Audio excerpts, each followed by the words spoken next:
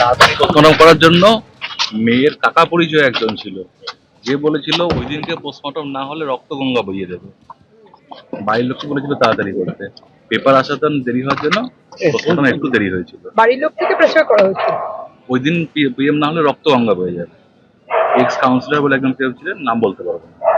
Ex councillor বলেছিলেন? হ্যাঁ, ওনার বাড়ির বলেছিলেন, আমাকে বলেছিলেন। দিনে দুবার ব্যবহার করো স্টপেজ ক্রিম আর নিজেকে রাখো evergreen. Keya Seth aroma therapy stop age cream, আর খুঁজে পাও নতুন আমিকে।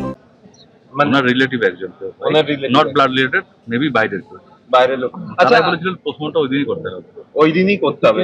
ওই দিনই করতে হবে। মানে উনি কি এখানকার না ওই ওনাদের বাড়ির? ওনাদের বাড়ি, ওনাদের বাড়ির ওখানকার এক্স কাউন্সিলর। ঠিক আছে, থ্যাংক ইউ।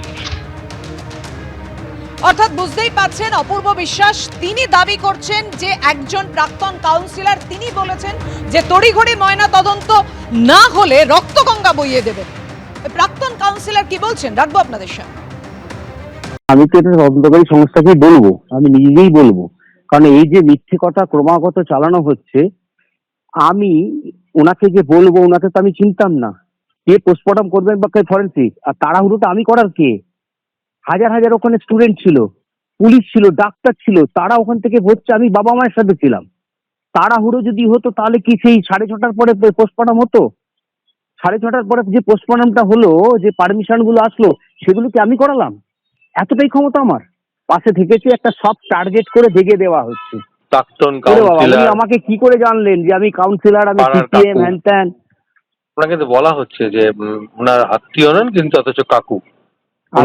অথচ কাকু, তার মানে উনি ভালো হোমওয়ার্ক করে নিয়েছেন কিছু করার জন্য। এবার আমি একটা এফআইআর করবো। আমি ফিরে আসি, লয়ারের সাথে কথা বলি। কোথায় এফআইআর করবেন? আমি থানাতে গিয়ে, আমার ঘোলা থানা। যদিও সিপিএম এর তরফে জানানো হয়েছে যে 2013 পর্যন্ত তিনি সিপিএম এর কাউন্সিলর ছিলেন, কিন্তু 2018 সালে তৃণমূলে যোগদান করেছেন। গত বিধানসভা ভোটে তৃণমূলের হয়ে প্রচারও করেছেন সঞ্জীব মুখোপাধ্যায়।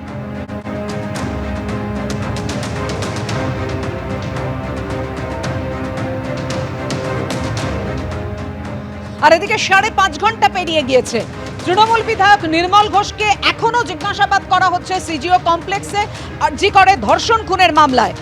চিকিৎসকের দেহ উদ্ধারের দিন হাসপাতালে ও শ্মশানে দেখা গিয়েছিল নির্মল ঘোষকে।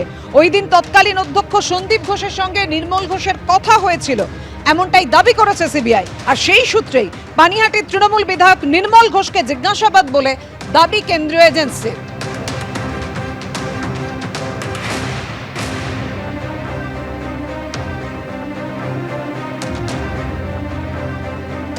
সিবিআই দপ্তরে ঢোকার আগে তৃণমূল বিধায়ক নির্মল ঘোষ কি বলেছেন দেখুন।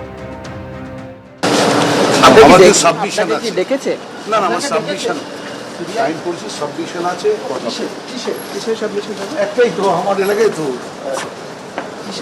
কি বিষয় আপনাদের? বিষয় তো কিছু বলেনি, আমিও বলেছি। আচ্ছা, সিবিআই আমার সঙ্গে সাইন হয়েছে, কথা বলে সিবিআইতে তো ভাই আমার সঙ্গে টাইম হচ্ছে, কথা বলছে। আমি টাইম করে কথা বলবো।